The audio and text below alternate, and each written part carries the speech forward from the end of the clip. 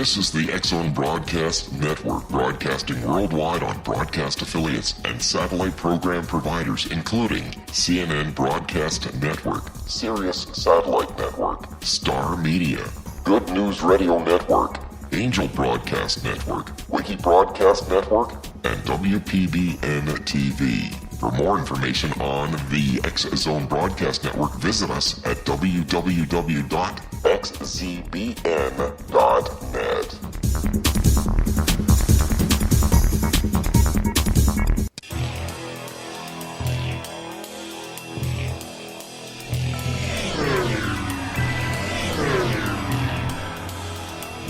This is A Different Perspective with Kevin Randall. A retired U.S. Lieutenant Colonel, Kevin Randall has been studying UFOs for nearly 50 years. Kevin has investigated some of the most famous UFO cases in the world and has been consulted for dozens of documentaries about UFOs. Considered one of the leading experts into the Roswell UFO crash of 1947, Kevin has written more than 25 books about UFOs, including the recently published Roswell in the 21st Century. Now, here is the host of A Different Perspective, Kevin Randall.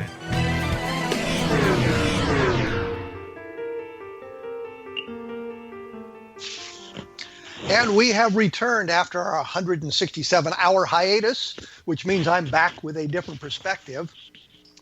When I began the blog, which was called A Different Perspective, and the radio show A Different Perspective, it was always in my mind to branch out somewhat from UFOs and talk about some of the other things that are of interest to, at least to me, and maybe all of you out there as well.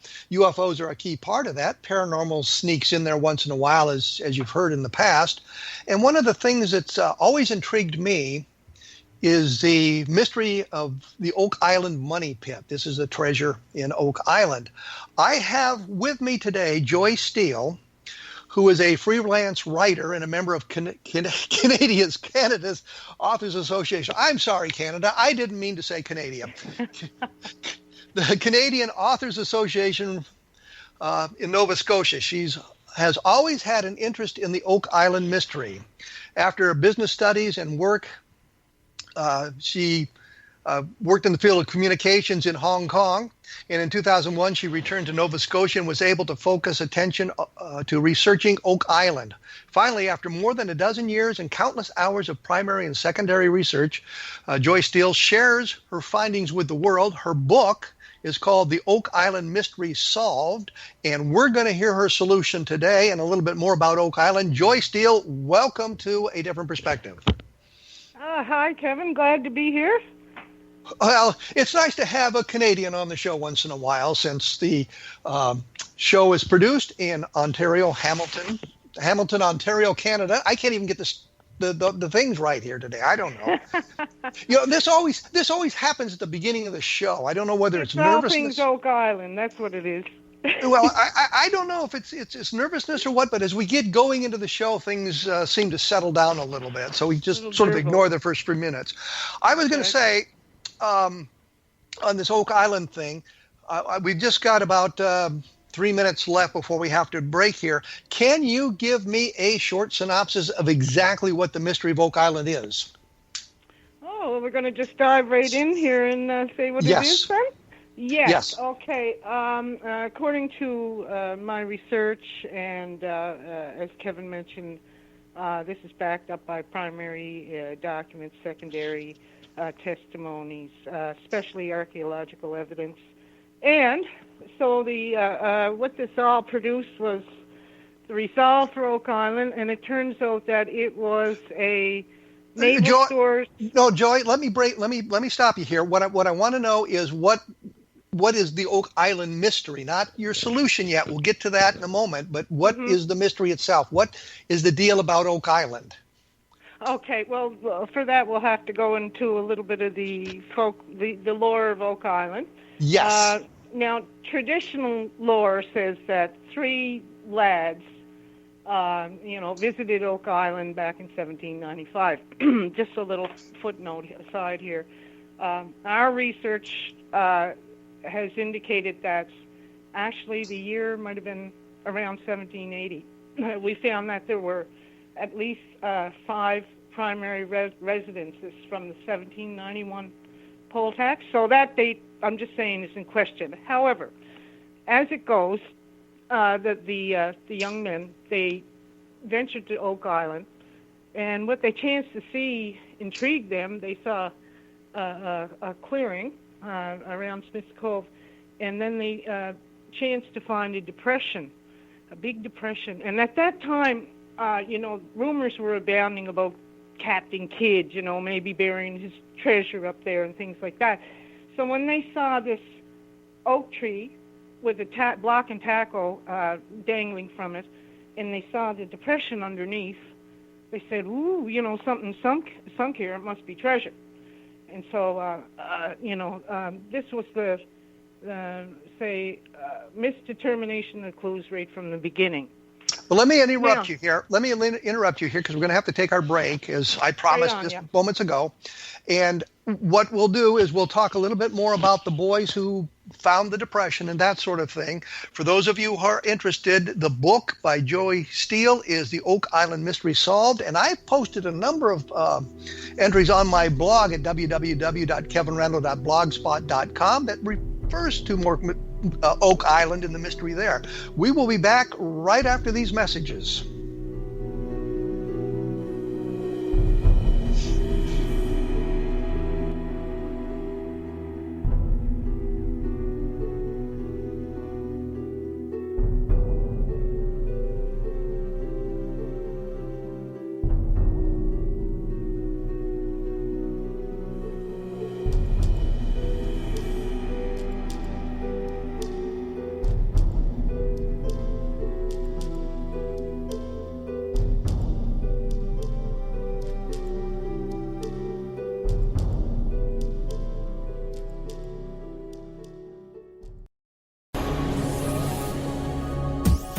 This is the X-Zone Broadcast Network, broadcasting worldwide on broadcast affiliates and satellite program providers, including CNN Broadcast Network, Sirius Satellite Network, Star Media, Good News Radio Network, Angel Broadcast Network, Wiki Broadcast Network, and WPBN TV. For more information on the X-Zone Broadcast Network, visit us at www.xzbn.net.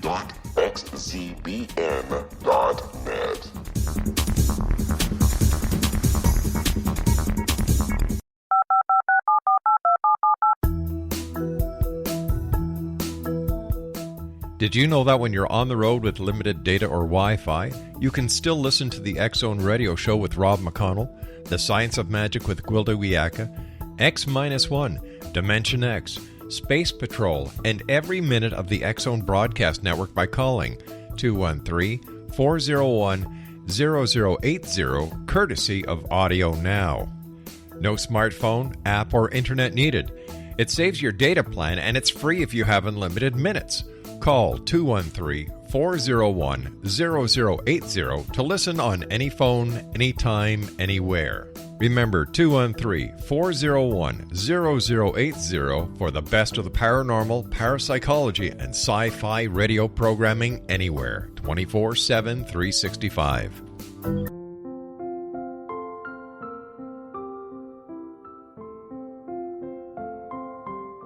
I am Dr. Carl O'Helvey, founder, president of a new cancer foundation focusing on evidence-based physical, mental, and spiritual interventions, including natural cancer cures, prayer, meditation, affirmations, nutrition, and other related holistic cancer prevention and cure modalities. These are used in cancer education, research, and financing care. I ask for your help to continue this important work by donating at www.holisticcancerfoundation.com.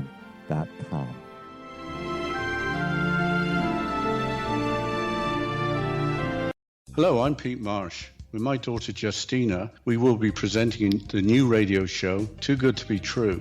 If something seems too good to be true, it usually is. But with the help of Justina's amazing gifts, we're going to gain insight into questions that don't yet have complete answers.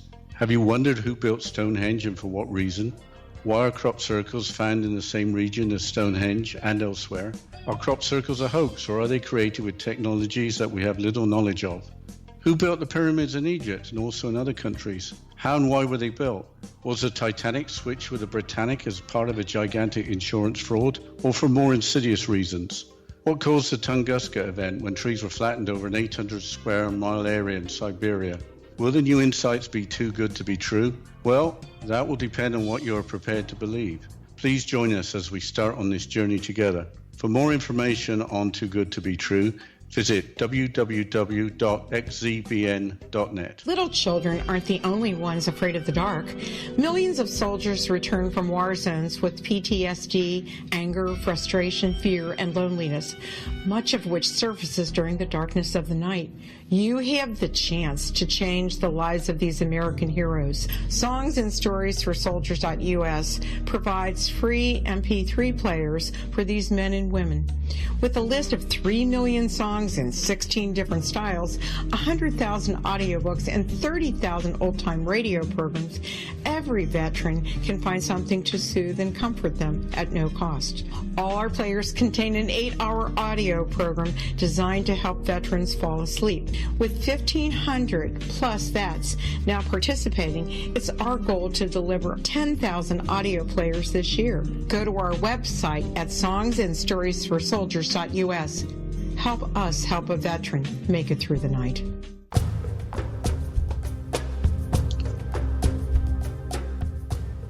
And as promised, we are back with a different perspective.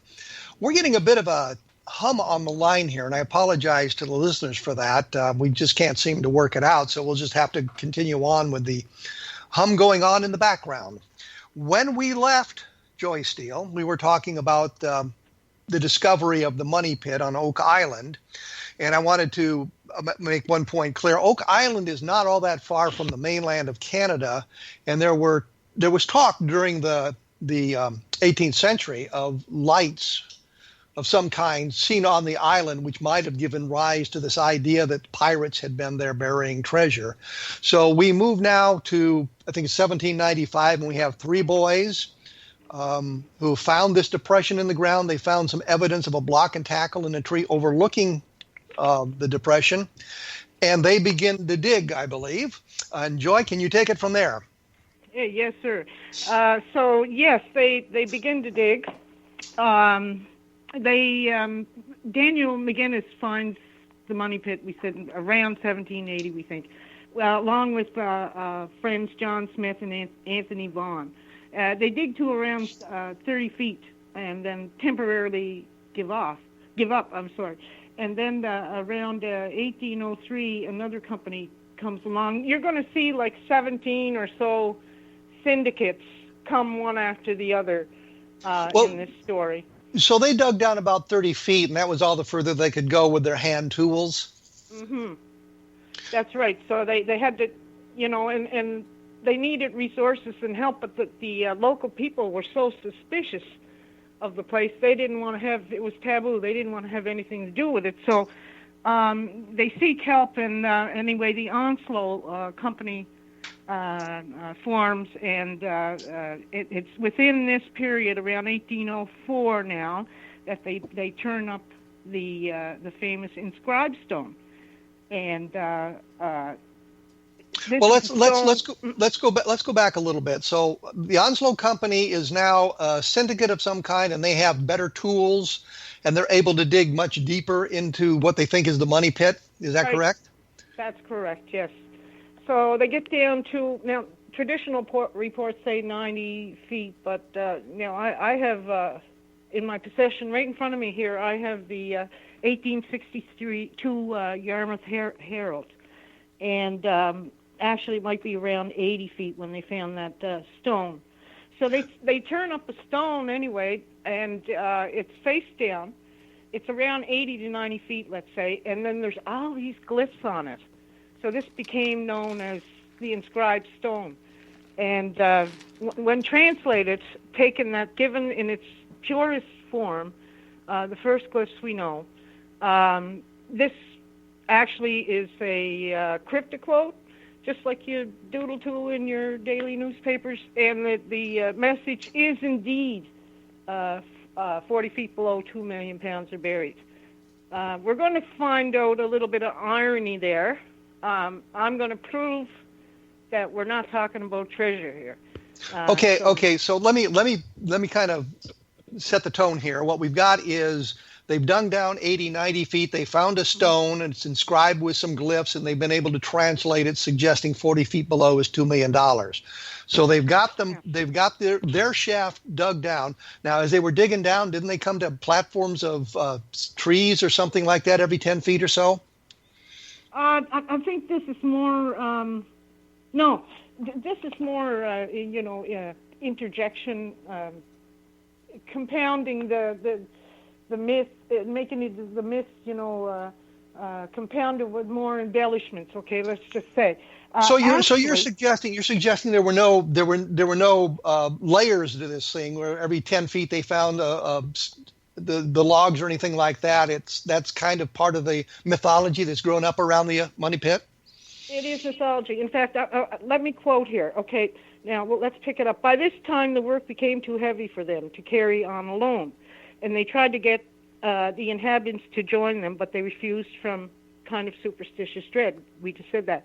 About 7 years afterwards, Simeon Lins of Onslow, this is the new company we talked about, went down to Chester, and happening to stop Mr. Vaughan, he was informed of what had taken place. Okay, now here's the point. They reached the 93 feet mark. They find a mark every 10 feet. Now here's the real what's found every 10 feet. Some of them were charcoal, some of them were putty, that's the clay, and one at 80 feet was a stone cut square 2 feet long and about a foot thick with several characters on it. So see, these layers weren't just logs every 10 feet. In fact, they only went down pretty much the first, every 10-foot intervals the first 30 feet. Okay, after that it was like charcoal and, putty and... So there were some log layers. There were some log layers, but after 30 feet, there were no more of those. Yeah, there was all different, layers, right? It wasn't just logs every 10 feet. That's just a myth, Okay. I go right back to the old reports, and we can see these little embellishments, as I said. Okay, so the Onslow company's digging down in the money pit. They've reached the 90-foot level. They found the stone. What happens next? Why don't they go any deeper? It's the classic for Oak Island. Then the water comes in.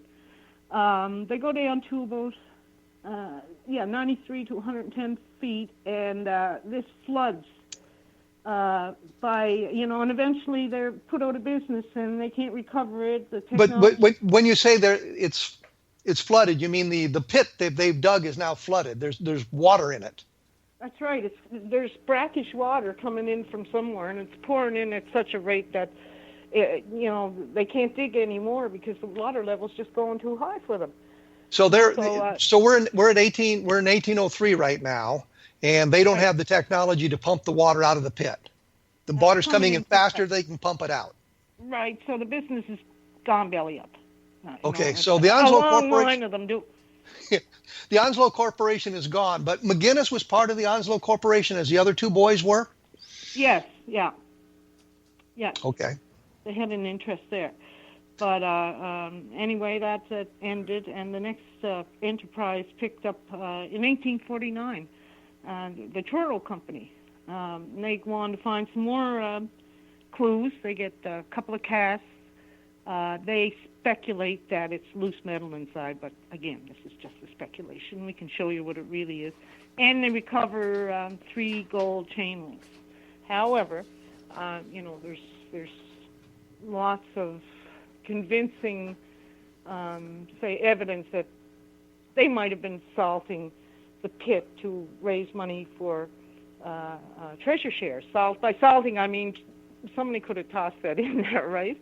So you're suggesting that the 3 gold links that we hear so much about when we talk about the money pit may have been placed in there for them to find, so they can say, look, we found a little bit of gold here. It's suggestive of a treasure. We've got to have more money so we can get down to where the real treasure is. Sure. I mean, I never even really mentioned it in the book, because how can you prove the posterity on something like that, So, they were attempting to sell shares at the time. So, I mean, this has to be considered, right? So, I don't really put a lot of faith in that particular clue right there. So, but they still have the problem with the water coming into the pit. They haven't been able to solve that. Mm-hmm. That's right. This continues to dog pretty much every enterprise that comes afterwards too. Well, let me break in right here, because there's one question that I think the Louganis brothers have kind of shown us, or at least on their program. There was a guy named Stephen Ball, wasn't there, who owned part of Oak Island at one time, and he may have been with the boys, or may have been one of the boys who found the money pit originally. Has your research shown anything about him? Oh yeah, I think we just had a little bombshell moment on one of our forums the other night about this. It was Samuel Ball. Samuel Ball, sorry. He was a freed black slave, a loyalist. He came up to Nova Scotia when the loyalists were leaving America. And by loyalists, you mean the people who were supporting the English during the American Revolution. Right, and so he was loyal to England, and he went to Canada. Mm-hmm. And so there is some suspicion about him, He was a black freed slave, and pretty soon, he was buying up lots on Oak Island. What was a slave doing with all this money? So, these speculations again, maybe he found the treasure or whatever. I do a little research there. Samuel Ball was a cabbage farmer, okay?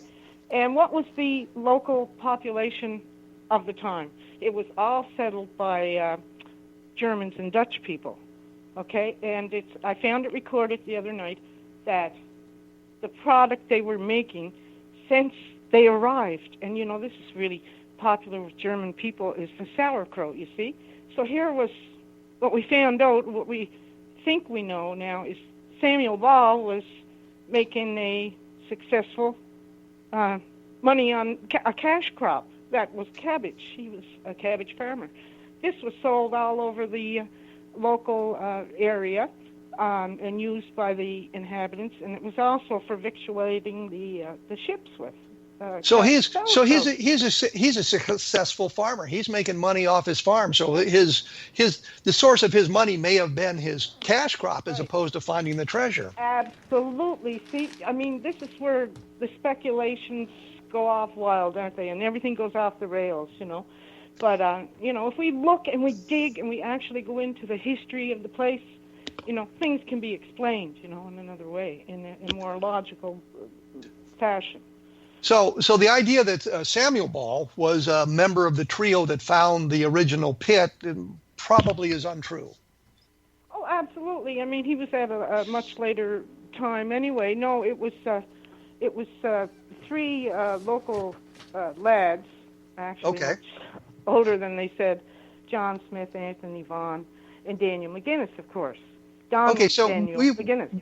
We've gotten to 1849. We have the Truro Company trying to get to the treasure. They're unable to, pump out the pit. The water has defeated them, and they go broke. They go belly up too, one after the other. The next worthy event, 1861 now. This is when the first life was claimed by Oak Island, the show, The Curse of Oak Island, yes. 7 Must Die. Well, this is when the first life was claimed. And this man, unfortunately, we can't identify him yet, but a man was scalded to death by an exploding boulder. And also in that year, an attempt to get at the money pit, they actually dug a shaft and underneath to try to come up the bottom. This caused... So they put a shaft down parallel to the money pit and then tried to tunnel over? Right, and try to come up the bottom, and so the shaft was under, the money pit bottom would have been undermined. The bottom literally drops out of the money pit. And it was, because of this undermining and weakening of the pit, they cut several cross tunnels. Okay, let's take a quick break here because we're going to have to do that so we can pay a few bills. And the radio station wants us to do that. We're talking with Joy Steele about the Oak Island Money Pit, the treasure of Oak Island, and we've learned a little bit about what's going on. And she mentioned the first life being taken in 1861, and I want to revisit that because it seems that the count of the number of people killed in the money pit is now off, and the 7 lives have been claimed. So we'll see what we can do about that. We will be back right after this with Joy Steele.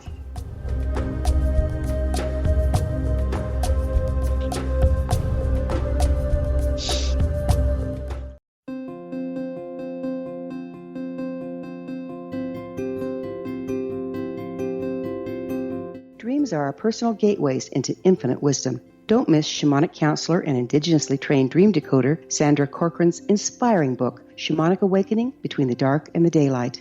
This remarkable work chronicles Sandra's 35 years of experience with diverse wisdom keepers and her initiations throughout the Americas and across the British Isles, Turkey, Greece, and Egypt. Sandy's knowledge of symbology, psychology, and myth influenced her dream blog and workshops.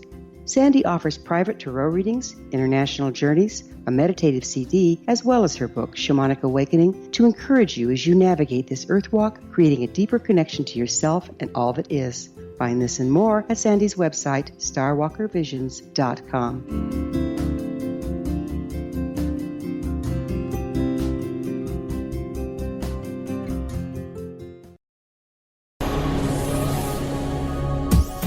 This is the X-Zone Broadcast Network, broadcasting worldwide on broadcast affiliates and satellite program providers, including CNN Broadcast Network, Sirius Satellite Network, Star Media, Good News Radio Network, Angel Broadcast Network, Wiki Broadcast Network, and WPBN TV. For more information on the X-Zone Broadcast Network, visit us at www.xzbn.net.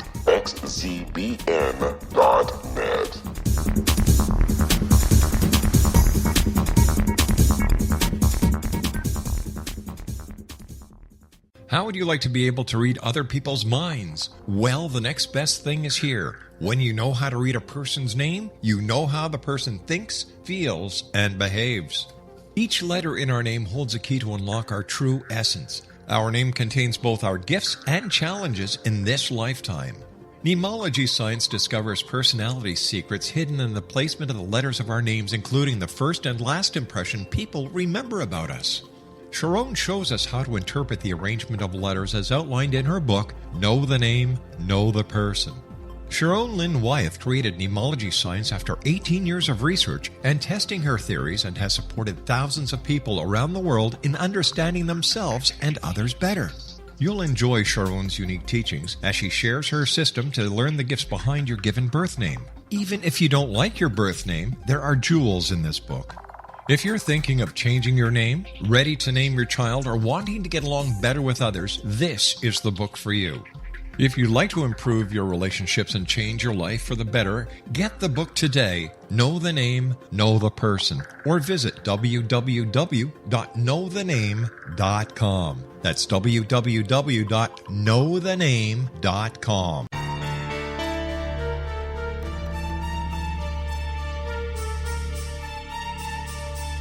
Hello, I'm Justina Marsh, and with my dad Pete, we are going to present a new show called Too Good to Be True. Together, we are aiming to discover more truths about this world and beyond. Do you have unanswered questions about the world? Do you ever wonder about aliens, conspiracy theories, or the universe? There are many shows discussing subjects such as pyramids or UFOs, but we want to relay this information based on our own research, including from spiritual means. Hopefully, listeners will be helped with their own beliefs and will appreciate the psychic insights that add to the previous research and information. We both look forward to sharing this insight and beginning this journey with our listeners. Visit xzbn.net for more information about when to listen.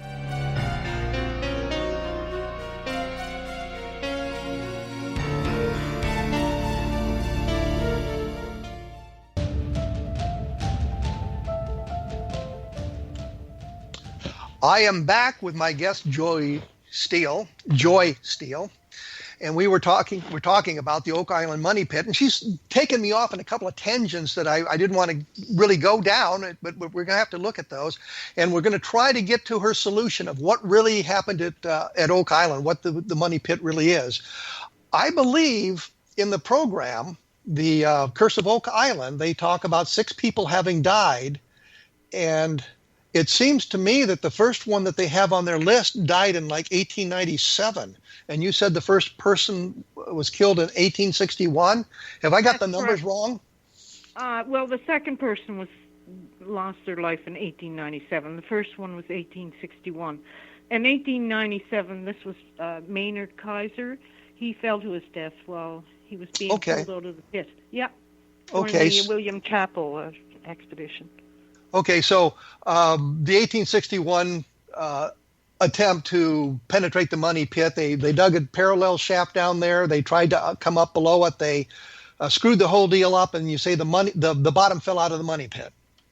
That's correct. I mean, that wasn't what killed this gentleman. It was because the boiler exploded on the surface, But that's right. That's right up to now. So they're obviously their attempt failed as well. Yeah, it's one after the other. Failure. That money pit is a good name, actually.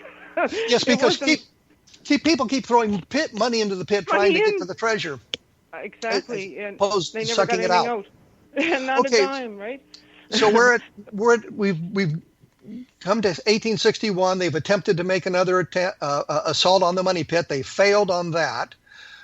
They've kind of now dug up all the area around the money pit, so that confusion will come about later, where exactly was the original money pit. When was the next assault on the money pit? Well, now, then came the Fred Blair years, around 1893. This would be the Oak Island Treasure Company. And the cave-in pit is investigated on this venture. Then, 1897, William Chappell comes into the picture there with Blair, and he's the foreman and driller. I already said the second life, Maynard Kaiser fell to his death at this time. But there's very significant finds coming after this, and for one thing, Chappell drills into what he says is a cement vault. And he encountered, and within this was a piece of scrap of parchment was found, penned with India ink on sheepskin. So it was a clue of probable posterity, that one was. But all he had was this little half-inch or so across scrap of paper. So something was written, some document was there, and this was also believed by. But was this vault he drilled into? Was it sealed so that the water hadn't flowed into it?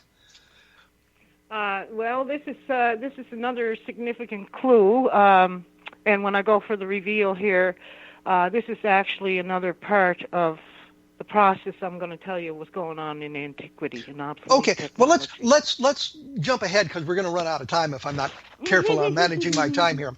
So we've had any number of attempts to get to the treasure. Franklin Roosevelt was involved in one of the attempts. I think John Wayne was involved in giving money to him and trying to get to the money pit. We move into the 1950s, I think it is, and there's a family that's now living on Oak Island, and they're trying to get to the money, to find the treasure as well. Is it the Restons, I think? Restalls, yes. Restalls, yes. Yeah, this would be in the throughout the early 60s and up until 1965, and on this sad day, four more people died on Oak Island one day in August of 1965. And the reason was probably carbon monoxide had flooded into one of the ditches or pits where they were working, and they were overcome by the fumes. Is that correct? That's what they speculated. Here we go with the speculation again. I actually sat down there just a few years with the son of Ed White, the hero that went in that pit, and we sat down and I got the closest story and the best rendition you're ever going to get. We figure Well, Ed, we think it was a toxic cocktail of other gases. For example, they had a strong smell of rotten eggs on their clothing, and that's indicative of H2S gas, hydrogen sulfide gas. Okay. So, and then Ed observed, even the greenish haze and bubbles coming up out of the pit. Carbon monoxide is odorless. Yeah. Tasteless. You can't see it, but it could be that this was one of the culprits, H2S gas. It could have been mixed with some carbon monoxide. They had machinery there chugging away on the surface. The point is, gas seeped into the pit, and it took 4 lives. That's right. It was the culprit. Okay. Yeah. All right. So nobody's been able to get down to the money, and we know the Leganis, watching the Curse of Oak Island, has not been able to defeat the alleged booby traps as well. Now, because we're going to run out of time here, you spent quite a bit of time researching this there. You live in Nova Scotia, so you're right there. You can do the research. You can talk to some of the relatives of people who were involved, especially those who were involved. Yeah. And you've gotten the best information. So what is your theory about what the money pit is? Let's see if we can bring all that together in the time we have left. Okay, here it is. What went on at on Oak Island, Nova Scotia in the year 1720 was a project by the British government, and they had something that people mostly never heard of, and this will explain a lot. Why did this go on? Why can't people solve it or whatever? Because it was an obsolete technology but at the time was absolutely crucial, and that is naval stores. Okay, most people never heard of that. What's a naval store? Naval stores is basically anything to do with ships, okay? That would be, even a mast was a naval store, okay? Spars, knees, pitch, tar, hemp for making rope, flax for sails. Okay, that's what naval stores was. It was all those things under the umbrella. And what I found out was I have documents, like I said, archaeology. It exactly matches the technology of your classic earth kiln, which is the way they made tar, pine from pine, back in those days. Okay, and because of the innovation, I'll even explain, of a copper sheathing, which came in, in the late 1700s and through a series of innovations by the Royal Navy, this stuff was no longer needed. It wasn't required because what they were doing was painting it on the boats to stop fouling agents. And one of the biggest one, you must have heard of, a shipworm, right? Yes. And they would just claw through a boat and honeycomb it in no time. I mean, it was so crucial. They were literally cringing when they didn't have a supply of it. So what you're talking about is tar, pitch. They need They need that to seal the ships. It was absolutely crucial for the rigging. It acted as everything in those days. Cannon grease, and put on your livestock to stop infection. It was everything to them back then. Now, if I understand, we don't know about it. As I understand it, the British had been getting these naval stores from Sweden or Scandinavia, right? And that source was cut off, and right. they moved the operation to North America, and a lot of it was done in South Carolina, North Carolina, area. They were the biggest producers of naval stores. The Scandinavians were the kings of it at that time. But here's the perfect sense. Here's what happened. Basically, they gained the monopoly. Sweden did. Britain was always buying its products from them. But, of course, what happens is price jack up during monopolistic pricing. And so Britain said, oh, well, no, we can't do with this, and their shipping interests were in jeopardy, too. They wanted to go aboard British bottoms, right? So anyway, they said, okay, that's it. We've got our colonies over there. We're going to turn to them. Why not? And, we're not putting up with this. That's it. So Then the plan started. You look through the naval stores or the historic records. That's all you see is 1719, 1720. But what is important here is that they're developing this tar from the pine trees in the Carolinas and up the east coast of the United States into Canada and on Oak Island. They're creating kilns to I guess burn the pine or produce the tar, the pitch. Is that correct? Earth kiln, yeah. It's an earth kiln, yes. Yeah, the scientific process is called pyrolysis by destructive distillation, okay? What you're doing is you're taking a bunch of, pine, right? You're sealing it in the kiln, and you're sweating out the resin. The rosin, it looks like burnish, and then, it comes out black after a while. That's the tar. This is all rich resin, and it would flow from under the kiln. And where did it go? Into a concrete vault. Now you know what Chapel's Vault is there. If we examine... What you're saying is we've got an underground kiln. We build a kiln in the ground, an earthen kiln. We sweat the pine tar, it goes into this vault, but it's sort of done underground. So you've got a pit where you're doing all of this. That's right, and there's a pipe that leads off from the bottom. It just looks like a cone, okay, dug down in the ground. All these pine billets of a particular size, and I mean, this was even recovered. I found at the museum one of those billets. It had to be a perfect size, had to be pine. That was found, all smoky and cracked, yes. That was found by Dunfield. We have lots of evidence and, an exact match on the archaeology.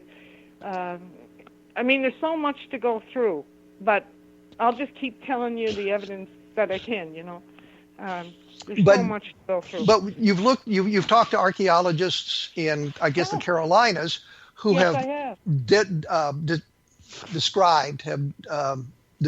drawn these pits, so you can see what they look like, and they're of a size that would match what the boys found back in 1795.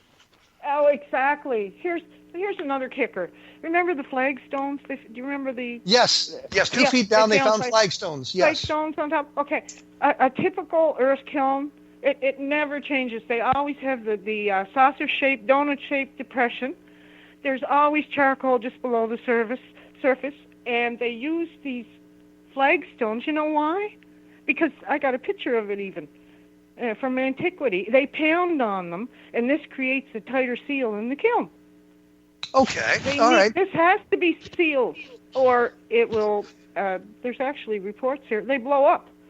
It has to be, it's a controlled process. So we've got a depression in the ground, we've got the flagstones to keep going, we've got the vault down below, the charcoal vault. So this is an earthen kiln. We're going to have to take our last break here in just a few moments. I'll have more information about this, or have more information about this at www.kevinrandall.blogspot.com with a listing of things you can do. And the book is The Oak Island Mystery Solved by Joy Steele, which you can find at Amazon and that sort of thing if you want to read all of the information that leads her to this conclusion. And when we come back, we'll get a little bit more information about this and talk a little bit about pine trees in the area and that sort of thing. So stick around for the rest of the story.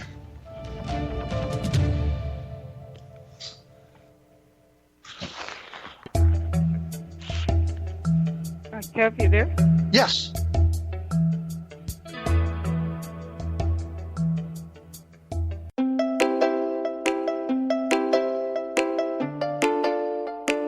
Are you curious? Do you want to learn more about how the world works and have fun at the same time? Study coincidences with me, Dr. Bernie Beitman, MD, on my Connecting with Coincidence radio show, here on the XZBN network.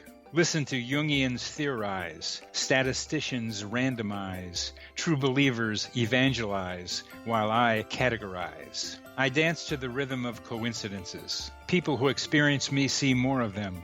Maybe something on the show matches a thought in your mind. Let us know. Expand your mind to the weirdness happening around you. Synchronicity spoken here, there, and everywhere. For more information, put Connecting with Coincidence in your search engine and find my website, my social media sites, and my blog.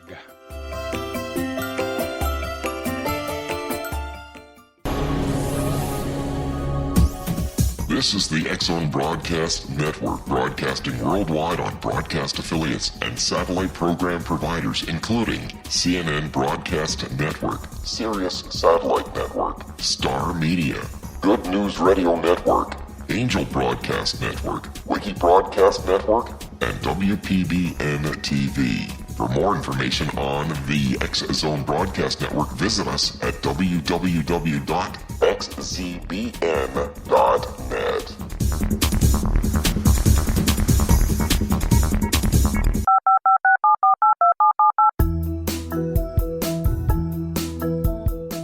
Did you know that when you're on the road with limited data or Wi-Fi, you can still listen to the X-Zone Radio Show with Rob McConnell, The Science of Magic with Gwilda Wiyaka, X-1, Dimension X, Space Patrol, and every minute of the X-Zone Broadcast Network by calling 213-401-0080, courtesy of Audio Now.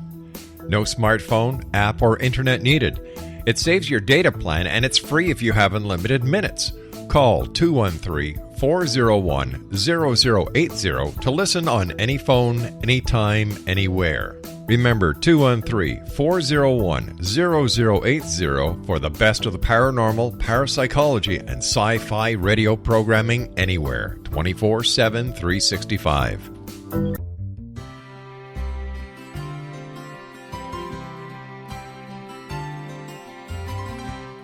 True healing must address 4 levels: physical, emotional, mental, and spiritual, for us to live joyful and productive lives.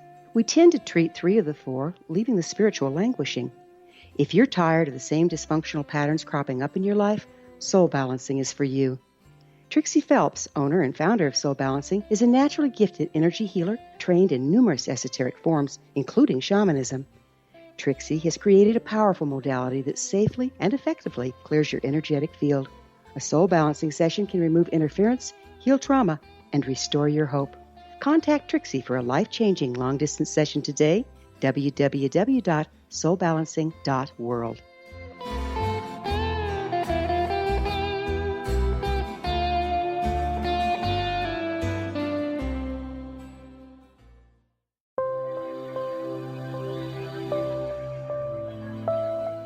There's a legend shared by many indigenous cultures of a time when the nations were cast to the 4 corners of the world. Each nation was given a body of sacred knowledge that held a different portion of the truth to preserve. True reality could not be known until all the nations reunited, combining the information. If a single one was missing, the world could not be reborn and darkness would prevail. The Science of Magic Radio is dedicated to reuniting the sacred knowledge.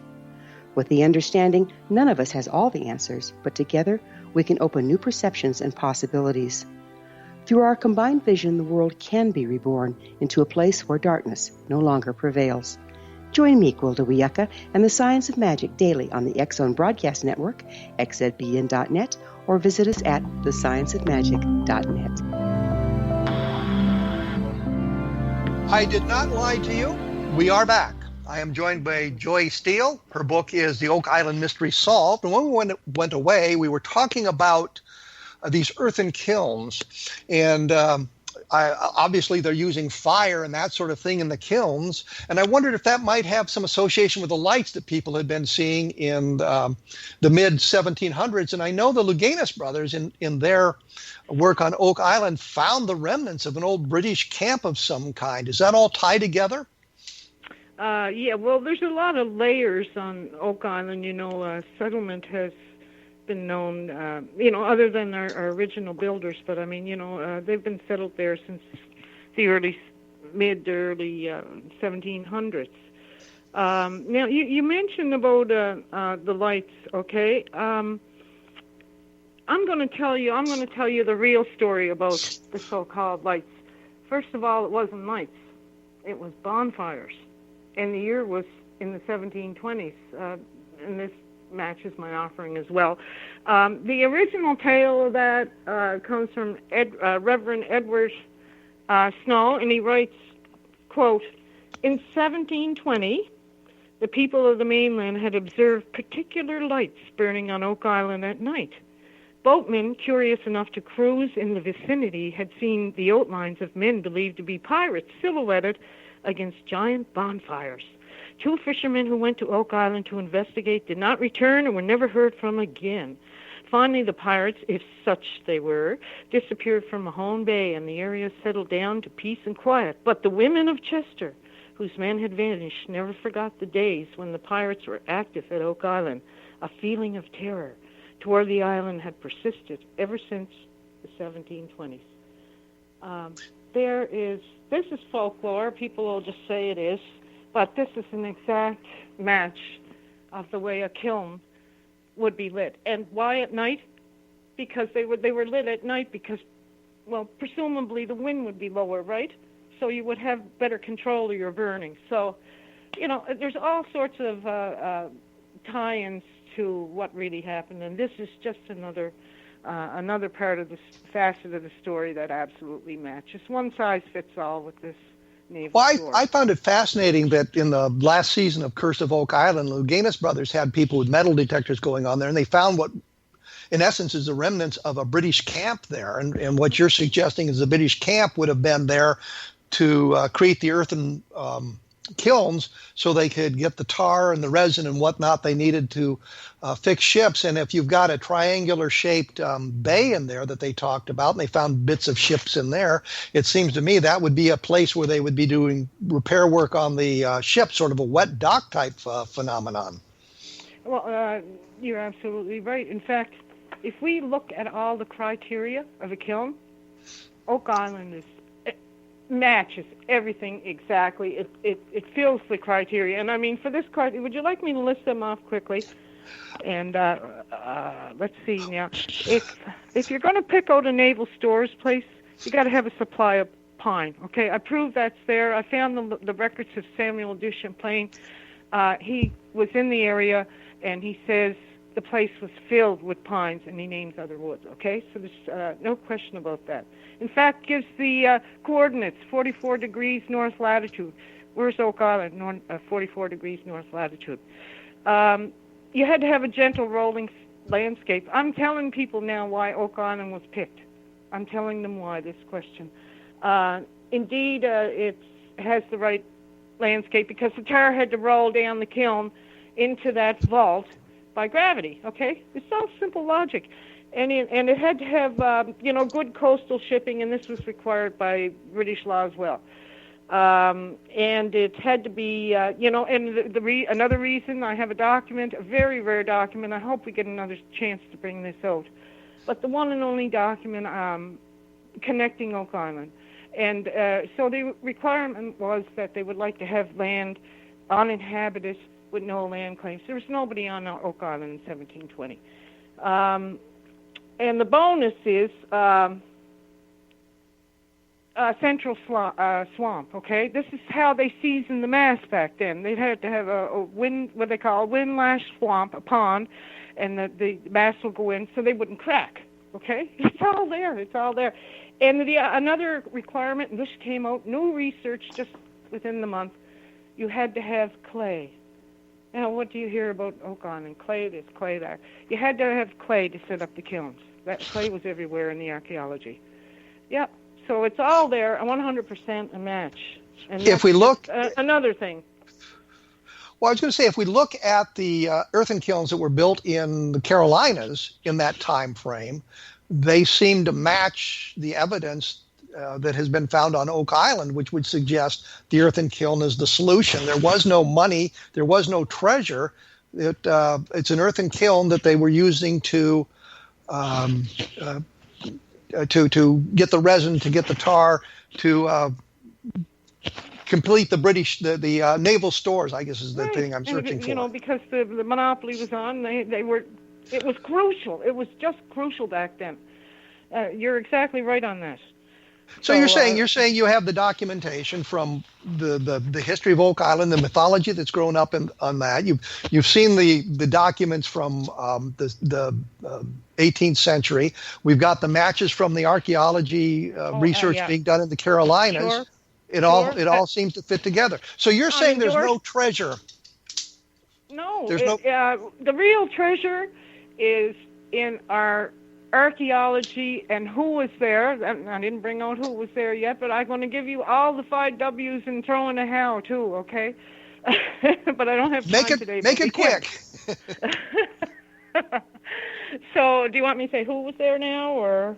Make it quick. We're running out of time. Okay.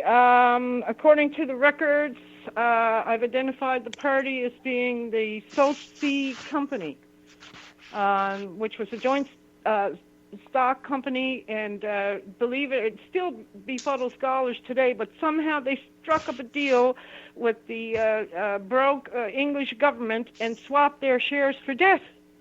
And one of their enterprises was, and I have a document, I got it from the Canadian Archives, was to go to Nova Scotia to make naval stores. And I can track the area by cross correlating with another document to show you it is Oak Island for sure. And the archaeology's there, and the history, and the reasoning, and so for all of these things, I think this is a new day in research. And I also have... Well, here's the question I'm sure everybody wants me to ask. Have you communicated with the Gaines brothers and told them this? Yeah, Rick and I have been on the phone at least 3 times. I never met him face to face, but... What is their reaction to your theory? He said it was very unique, and what he said at the time was he was preparing a short list, like people like Lee Lamb, authors like that, or of people he was going to recommend to Prometheus, the production company, to go on the next show. And so he said, I'm going to tell them about it, but what happens after that? I can't be, not responsible for it. I did my best, okay. And I really appreciate that. I never got a call. I never even got so much invited to present. But I think if you look at it, they're making a TV show. Not the little Gaines brothers, but Prometheus is making a television show, and they're not going to want somebody showing up and say that's an earthen kiln. There's no money to be found. Yeah, exactly. Yeah, no. Exactly. Well, some people value the money. I value the truth. Okay, and I'm here to be very transparent and bring this all out.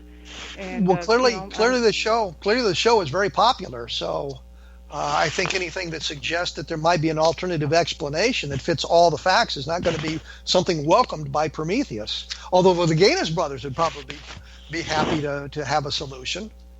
Yeah, well, I mean, that's what they say, and Rick, he seemed very eager to get this to the bottom of it, and he did find it unique, but it is, non-treasure based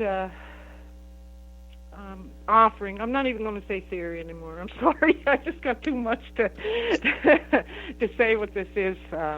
We never even covered a lot of the proof here in. Well, I know we don't have time. I'm going to link to some of this on my blog so that we can get more information out to the public about this, and they can look at some of the things that I've seen, such as the archaeological research that was done in the Carolinas about the earthen kilns and that sort of thing. Joy Steele, thank you so much for joining me here on A Different Perspective. Your book is The Oak Island Mystery Solved. You can find it on Amazon and take a look at it from that point of view. And run with it from there. And if you want more information, go to www.kevinrandle.blogspot.com and take a look at some of the things I've done about Oak Island over the last several years since the program Curse of Oak Island has been broadcast. Because I found the whole thing fascinating myself, and I was always hoping for a treasure, but I noticed that there was an awful lot of things that seemed to go wrong, and there just wasn't a whole lot of evidence that took us in that direction. Oh, there is now, though. Of a treasure, took us in the direction of a treasure. So okay, but we do have solid evidence now. This is very hot, very new of what I'm saying was there. Yes. It's been uncovered, and it's coming out to the public now. It was on one of the episodes even. If you look at the later episodes, Joy, I'm out of time. I've got to run. I'm sorry. We will have to take this up another time. I appreciate you taking time to share the evidence as you found it here, and I think that you're probably on the right track, much to the chagrin of everybody else. As I say, take a look at www.kevinrandle.blogspot.com. And for those of you who have interested in the Roswell case, because we're coming up on the anniversary, take a look at Roswell in the 21st Century. You can find it at Amazon as well.